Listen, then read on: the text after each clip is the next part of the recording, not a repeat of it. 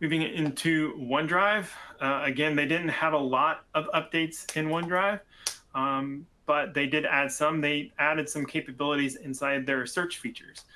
You can, the new filters they added were the different types of files that you wanted. So if you only wanted to search Word docs, well, you don't need to worry about the PDFs or the Excel files that could have a very similar name showing up in your search. You can say that I just want to search for .docx.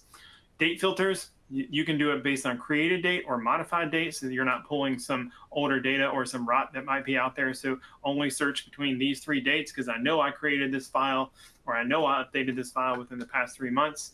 I just can't find it, so you can specify that.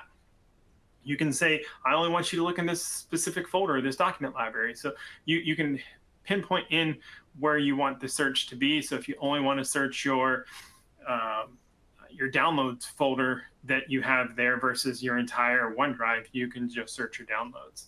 And the visual enhancements makes it a lot more easier to go back and forth.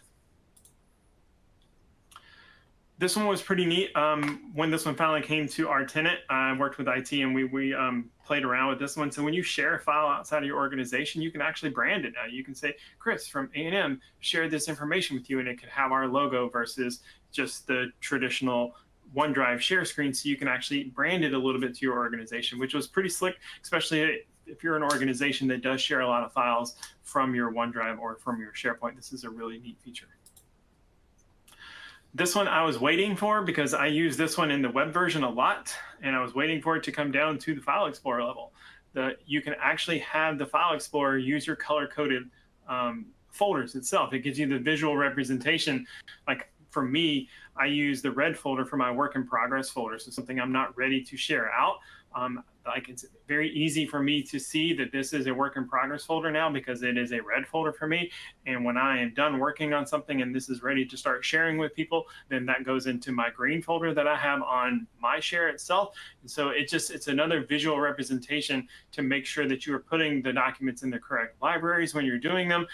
So it's just another way versus trying to read it. It's like, oh, if you have in your mindset like I do, that red means this, green means that, blue means this, then it's an easier way for you to look at it. And I was waiting for this to come for a while, and I'm glad it's there. So if you have a lot of problems with how OneDrive is syncing, you can actually create a custom dashboard now on the health status. So I know I've worked with a lot of different clients that they always have sync issues with users, especially that are on and off network a lot. So now you can actually create dashboards to get the status on who's doing it, and you can try to get in front of it to make sure when you notice somebody that's not syncing, you can say, hey, it looks like you haven't synced in a while. There might be some new data out there. Make sure that you go down to OneDrive and click sync now, so it will start to sync again. So you're actually making sure you're updating things.